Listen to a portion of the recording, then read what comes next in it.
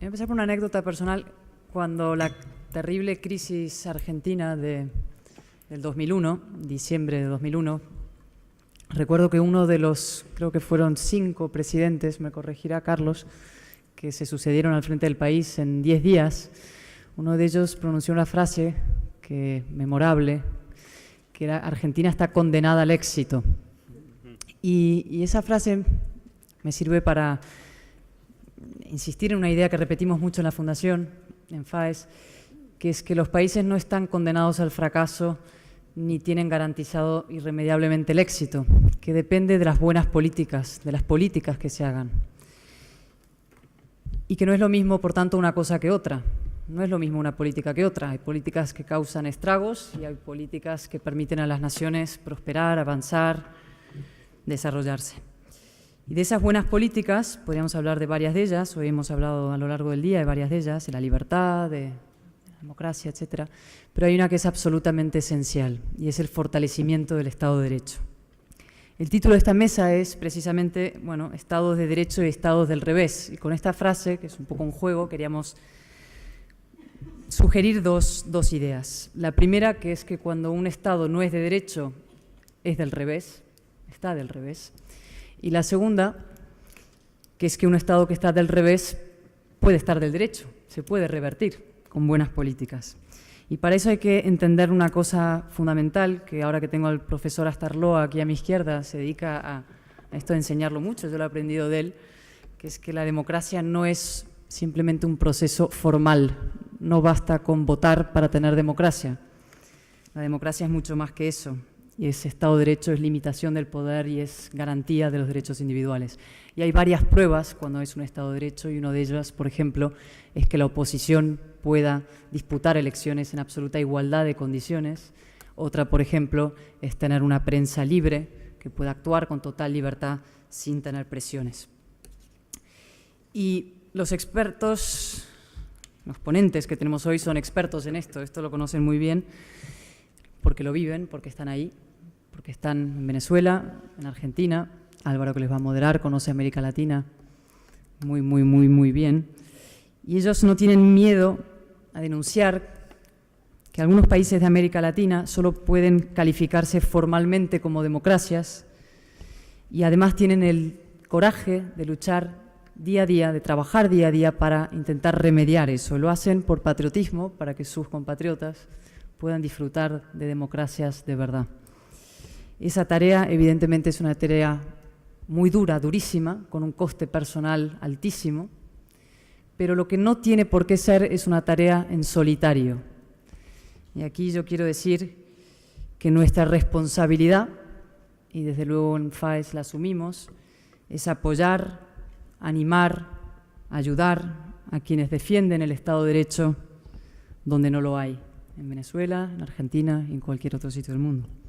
Y creemos que es el mejor servicio que podemos prestar, no solamente a esos países, sino también al conjunto de América Latina y por tanto también a nosotros mismos, porque como hemos dicho a lo largo de todo el día, para nosotros América Latina es la tercera pata esencial de esa fortaleza, de ese triángulo atlántico que tenemos entre todos que intentar forjar, consolidar y fortalecer. Voy a presentar muy brevemente a los ponentes, porque de eso se va a encargar Álvaro, que lo va a hacer mucho mejor que yo, pero solamente quiero decir que, bueno, que es un honor tener a las 4 personas que me acompañan aquí conmigo, un enorme honor para FAES, y además no solamente tenerlas, sino haber podido juntarlas en esta misma mesa.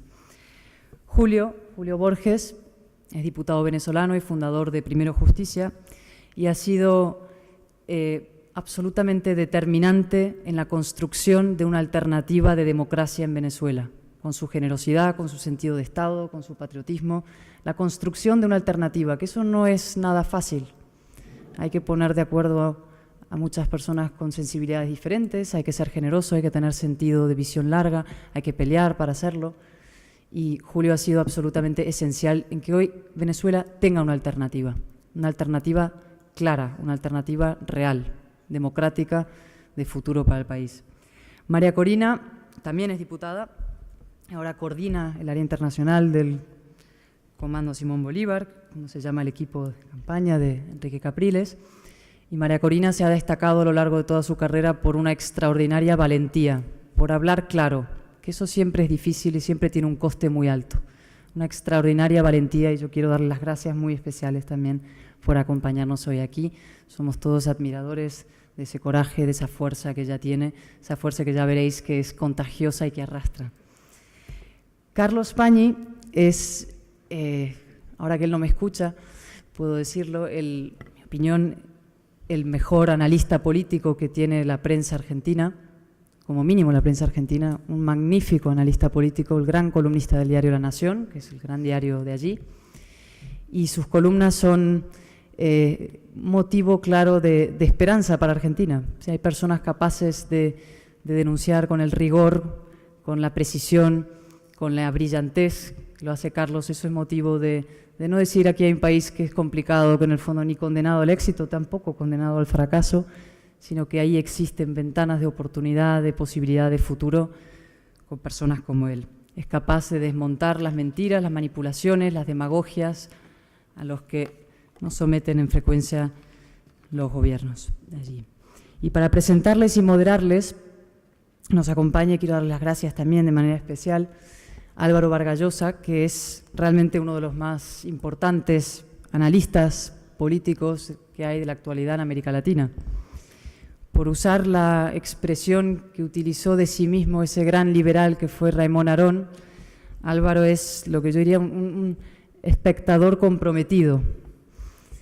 Raimon Aron tituló así, bueno, no sé si se la titularon, creo que la tituló él un libro maravilloso de entrevistas que le hicieron, El espectador comprometido. Esa mezcla de analista de la actualidad, pero comprometido con el futuro de la región y con el futuro de su país, Perú también. Y él se va a encargar de moderar esta mesa, de ir encauzando un poco el debate con ponencias iniciales y que luego, como hemos hecho a lo largo de esta mañana, de esta tarde, abriremos para que podamos todos participar y tener un diálogo conjunto. Gracias a todos ellos y damos por iniciada la sesión. Cayetana me pidió que antes de pasarles la palabra a los panelistas yo dijera algunas cosas sobre este tema. Y Cayetana no es una dictadura en absolutamente nada, excepto cuando me da instrucciones, de modo que voy a acatar sin dudas ni murmuraciones sus instrucciones y voy a compartir algunas reflexiones, convirtiéndome yo en panelista del propio panel que tengo que inmoderar. América Latina ha producido la mayor variante de dictaduras probablemente de cualquier otra zona del planeta.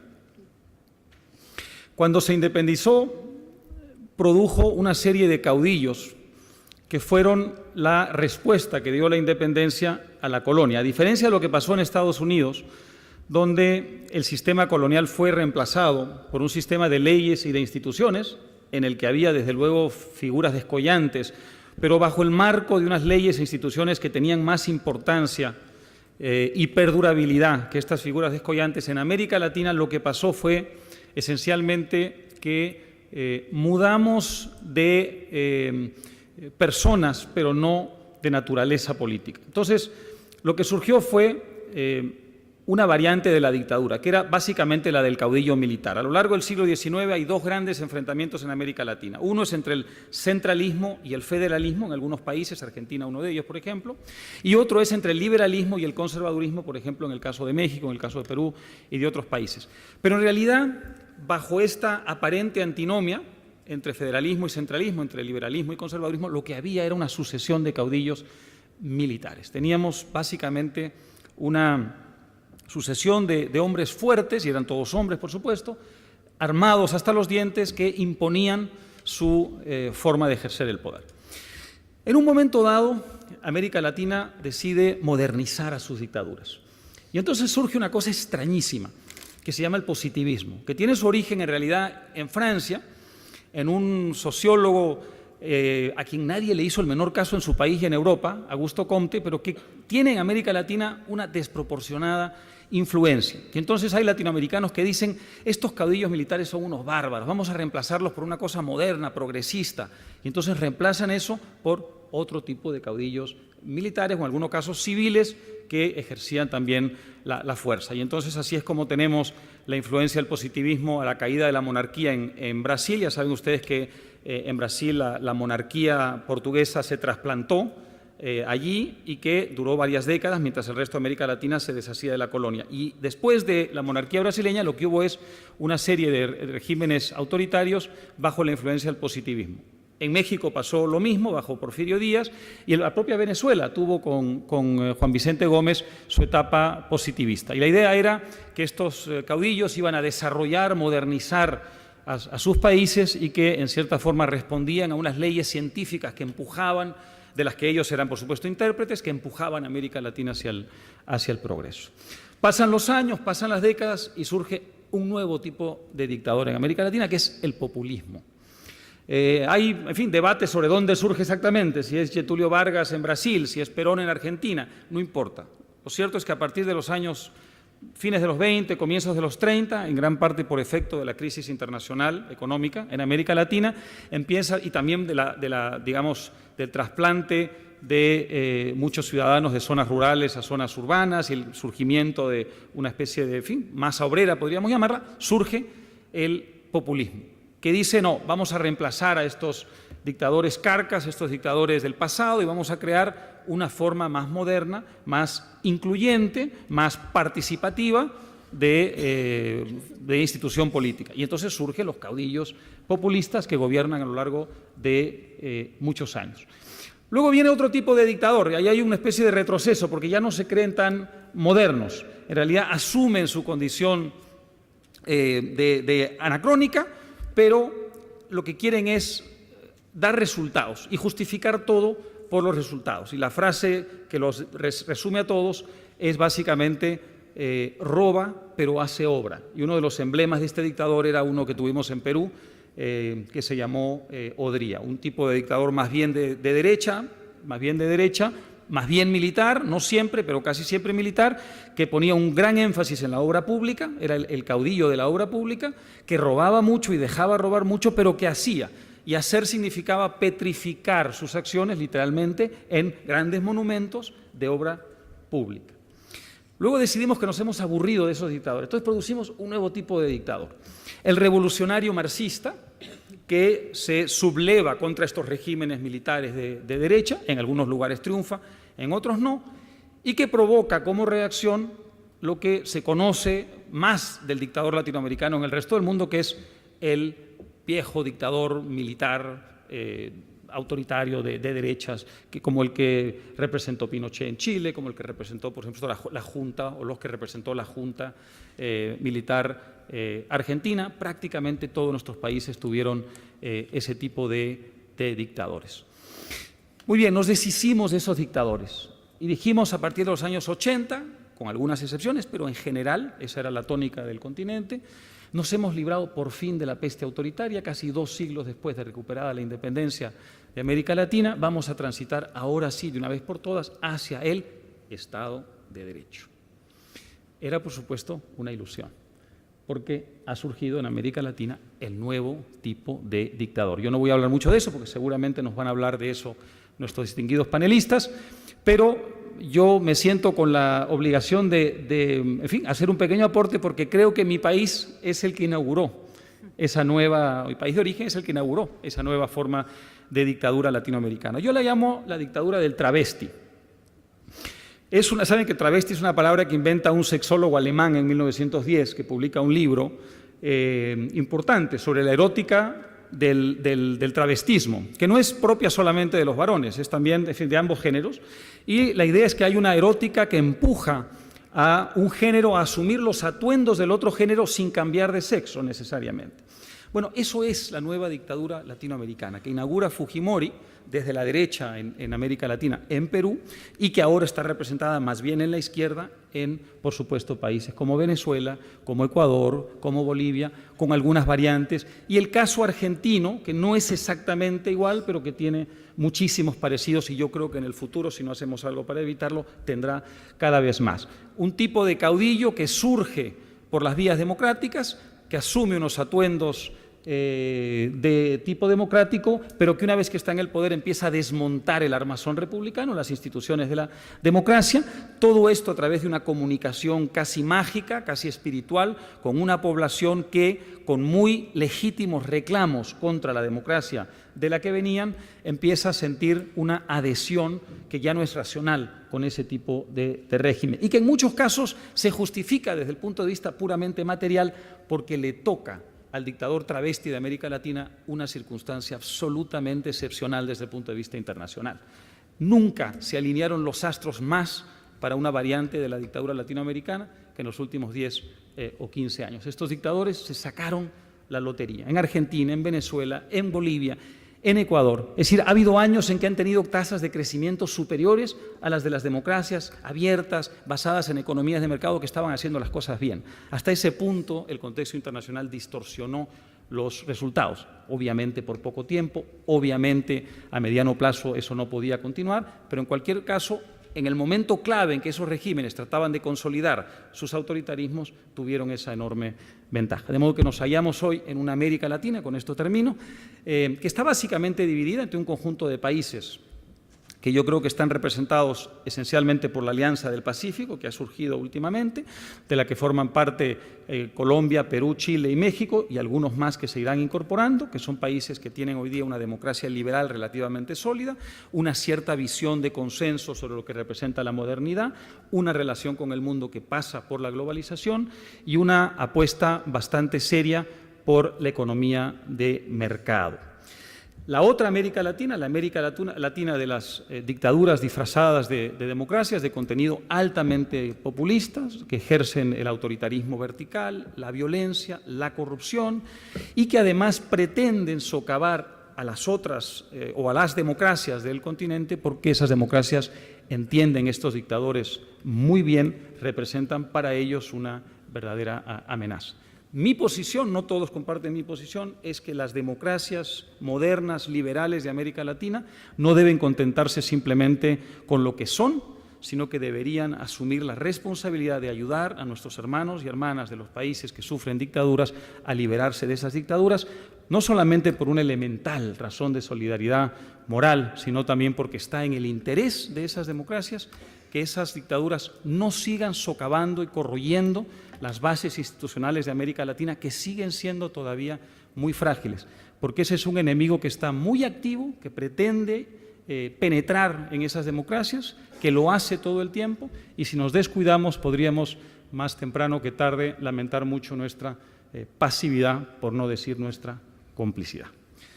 Muy bien, con estas palabras vamos a lo que importa, porque las personas a las que queremos escuchar están allí.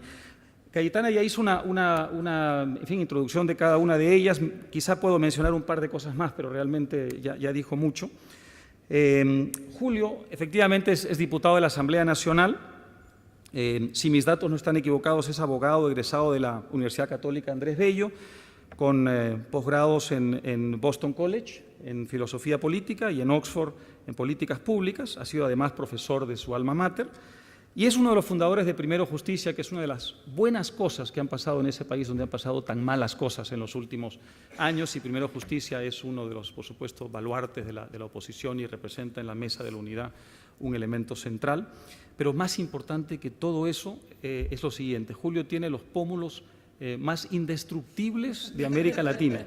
No sé si ustedes vieron las imágenes que ha visto casi todo el mundo, cuando fue agredido salvaje y cobardemente en la Asamblea Nacional por matones del gobierno, y él fue diputados y matones que apoyaban a esos diputados. Su rostro dio la vuelta al mundo como un emblema de lo que es la Venezuela de hoy, y cuando yo vi esos pómulos yo dije, él no va a poder estar con nosotros en FAES porque va a ser imposible, le va a dar tanta vergüenza mostrar su rostro a todo el mundo, y aquí está como si no le hubiera pasado absolutamente nada. Así que me alegro mucho, Julio, un gran placer. María Corina es... Bueno, ella tiene la nariz más indestructible de América Latina.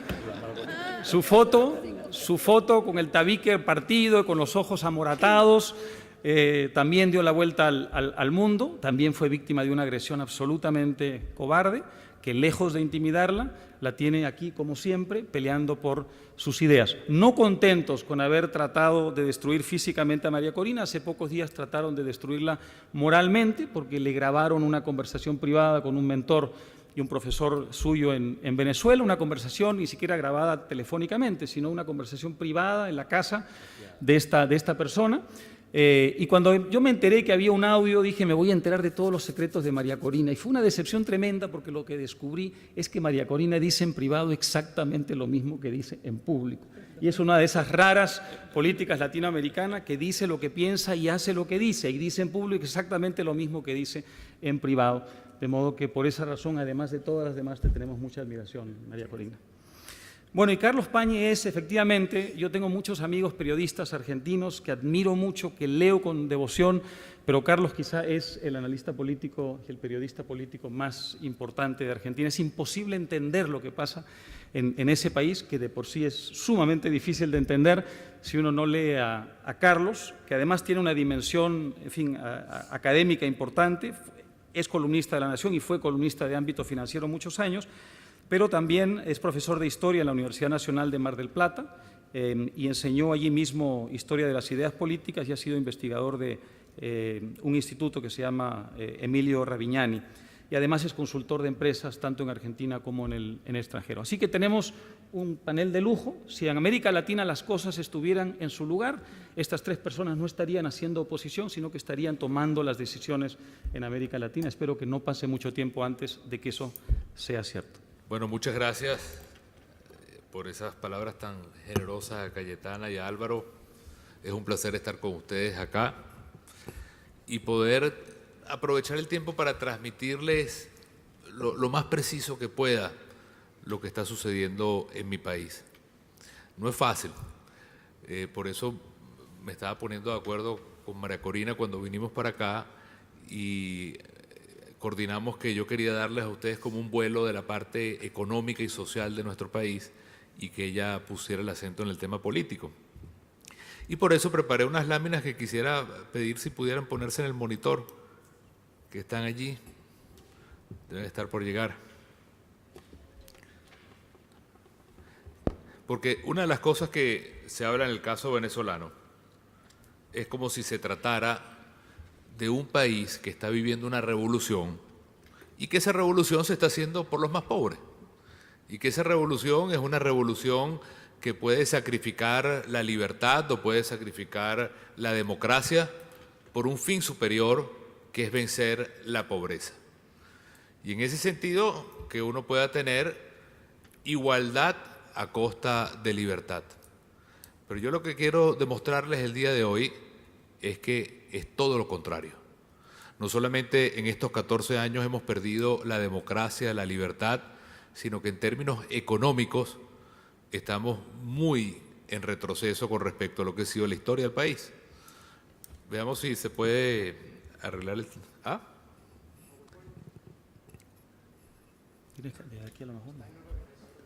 ¿En dónde?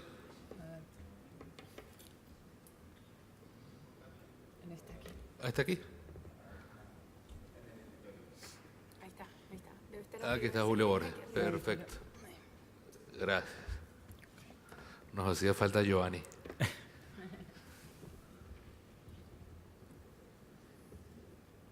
Aquí está. El tema de la pobreza en Venezuela. Lo primero que debo decirles es que nuestro país tiene una enfermedad muy grande que es el tema del petróleo.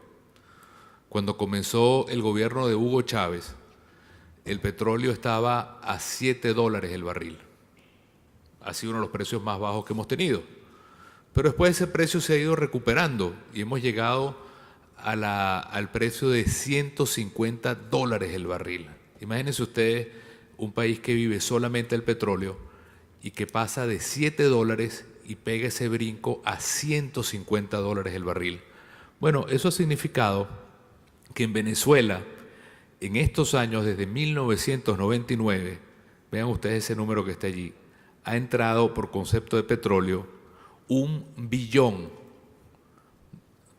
billón por concepto petrolero. Ahora ustedes, es una cifra tan grande que por supuesto no nos cabe en la cabeza, Pero si hiciéramos el ejercicio de dividir todo lo que ha entrado en petróleo entre las familias venezolanas, eso significaría que a cada familia le han podido haber dado $285.000.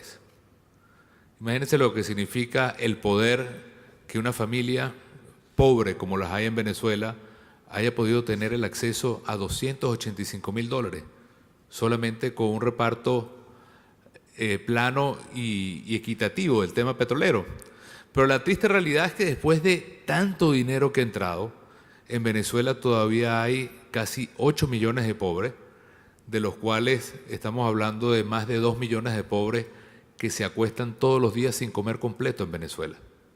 Es decir, Venezuela ha tenido el boom petrolero más grande de su historia y lo que ha sido el resultado de ese boom es que tenemos todavía pobreza extrema en el país y una pobreza que es tan miserable que todavía tenemos venezolanos que se acuestan sin comer. Luego, estos temas sobre lo que ha significado la caída del crecimiento en Venezuela. Como decía Álvaro, muchos países de América Latina están creciendo. Lamentablemente Venezuela está retrocediendo, su Producto Interno Bruto está a niveles de los años 70. El PIB petrolero, que es lo que depende del país, ha caído en menos 14% en todos estos años. Y la producción petrolera, que es lo único que vive el país, está en un poco menos de 3 millones de barriles de petróleo diario. Pero la promesa que ha hecho el gobierno desde hace muchos años es que al día de hoy la promesa era que íbamos a producir por lo menos 6 millones de barriles de petróleo y estamos produciendo menos de 3 millones de barriles de petróleo. Es decir, ni siquiera lo que es la gallina de los huevos de oro se le ha invertido el dinero para poner al país a producir más petróleo y por lo tanto tener más ingresos. Todo lo contrario, estamos produciendo menos petróleo y como veremos es un petróleo que se está regalando a otros países. Bueno, si fuera poco el hecho de que ha entrado todo este dinero por el petróleo, el gobierno lo que ha hecho es quintuplicar la deuda. Es decir, hoy tenemos 5 veces más deuda de lo que teníamos hace 14 años. Es como si una familia se ganara literalmente la lotería y lo primero que hace es salir a pedir prestado y multiplica por 5 el número de su deuda y hoy tenemos un país con una gigantesca deuda sobre sus espaldas y con un gigantesco problema de que no hay recursos en Venezuela. Al mismo tiempo, tenemos un problema de lo que significa el cómo se gasta el dinero. Ahí vemos en esta presentación, 15.000 millones de dólares se van en compras de armas. Somos uno de los países con mayores compras de armas a nivel mundial. Fundamentalmente a Rusia somos uno de los compradores más altos de armas que tenemos y esto no es casual. Y hemos tenido una política en la cual el gobierno lo que se ha dedicado es a expropiar, a estatizar, a nacionalizar empresas y eso le ha costado a los venezolanos que han tenido que pagar esas nacionalizaciones cerca de 25.000 millones de dólares y al final la destrucción del empleo porque la inmensa mayoría de esas empresas que hoy han estado estatizadas y nacionalizadas están en peores condiciones, no hay empleo, los trabajadores se han ido y no están produciendo. Fíjense ustedes, otro tema importante para nosotros. Venezuela hoy es un país que después de esta llamada revolución, en teoría, debería ser un país que haya crecido en la producción de alimentos.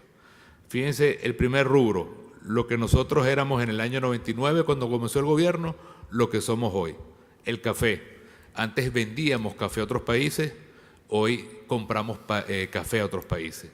Antes vendíamos arroz a otros países, hoy tenemos que comprar arroz a otros países.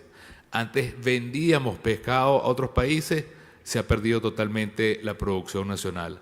Antes nos autoabastecíamos en carne, hoy tenemos que importar la mayoría de la carne que come Venezuela. Antes nosotros nos abastecíamos en el tema del maíz blanco, hoy tenemos también que comprar a otros países lo que Venezuela consume. Antes nos autoabastecíamos en hortalizas y frutas, hoy tenemos que comprar todo afuera. Es decir, somos un país que hoy es mucho más dependiente que antes. Incluso en las cosas que antes importábamos, se importa ahora mucho más. La importación de alimentos se ha quintuplicado en 14 años. Una de las cosas que la retórica del gobierno se llena la boca todo el día es hablar que la revolución le ha dado patria y le ha dado independencia. Yo no sé si ustedes habrán visto, en Venezuela lamentablemente no hay en este momento papel de baño. Se acabó, no existe, no hay producción de papel de baño. Y el canciller hace pocos días dijo, con mucho orgullo, no tenemos papel de baño, pero tenemos patria, como un granito de guerra para la gente. Y eso al final es un infierno para un país que pudiera tenerlo todo, pero que hoy ni siquiera tiene papel de baño, porque no se consigue, porque no se produce, porque lo que se ha hecho es destruir la economía nacional. Lo que antes producíamos y vendíamos a otros países, hoy nos hemos convertido en un país que tiene que comprarlo afuera.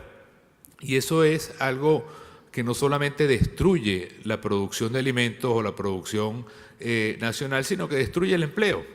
Y al final tenemos un país totalmente dependiente de una inmensa nómina estatal, porque el gobierno al final prefiere tener ciudadanos amarrados a la nómina del Estado que ciudadanos libres que puedan crecer, que puedan ser promotores de su propio futuro y que puedan lograr de esta manera avanzar. Fíjense ustedes, estos son fotos, fíjense, ahí está la foto que les decía de la gente haciendo colas para comprar papel de baño. Y eso que está arriba, aunque parezca una foto de Cuba o de un campo de concentración, es que la gente tiene que hacer ahora enormes colas donde le ponen números en los brazos para que se puedan entonces acceder a los alimentos. Y así está la situación de nuestro país, en la cual la gente no tiene ni siquiera el acceso a las cosas más básicas para poder alimentarse. Tenemos un problema también de los alimentos y los salarios. Los precios se han multiplicado por 34 veces en lo que va de gobierno. Es decir, lo que valía 1.000 bolívares un kilo hace 14 años, hoy vale 34.000 bolívares. Solamente en alimentos, la inflación en estos últimos meses ha llegado a productos que suban hasta 70% en apenas 5 meses. Me estoy refiriendo a alimentos como la carne, el queso, los huevos. Han subido en lo que va de este gobierno de Maduro hasta 70, 50, 60% de inflación, producto precisamente de la devaluación.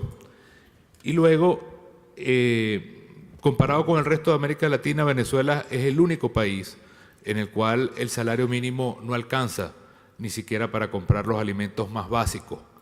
Otros países han hecho un esfuerzo y por lo menos las personas pueden llegar a comprar la canasta básica de alimentos. Venezuela todavía 1/3, si la gente le dedicara el sueldo entero a comprar alimentos, solo alimentos, sin comprar medicinas, sin comprar ropa, sin comprar cosas para la casa, todavía tendría cerca de 1/3 fuera para poder comprar alimentos. Igual el tema del empleo se ha ido deteriorando producto de la cerrazón de las empresas. Se han cerrado todos los centros de producción de empleo y lamentablemente el empleo productivo está cayendo en Venezuela en términos acelerados. Y como si este tema económico fuera poco, está el tema de la violencia. De acuerdo a las Naciones Unidas, somos el 5º país más violento del mundo. Eso significa que en Venezuela, desde que entró el gobierno hasta ahora, se calcula que han asesinado cerca de 175.000 personas. Esto no son cifras inventadas por nosotros. Todas las cifras que les he dado en esta presentación son cifras oficiales y eso significa que en Venezuela, producto de estas muertes violentas, hay un asesinato cada media hora en el país. Y eso es con total impunidad de nuestro gobierno. Nos coloca como uno de los peores niveles de violencia en el mundo, después de los países que están en la presentación. Finalmente, frente a este gobierno que paradójicamente ha tenido estos ingresos tan grandes, el gobierno de Nicolás Maduro ha tenido que devaluar la moneda. Increíblemente, tenemos los precios de petróleo más altos de la historia,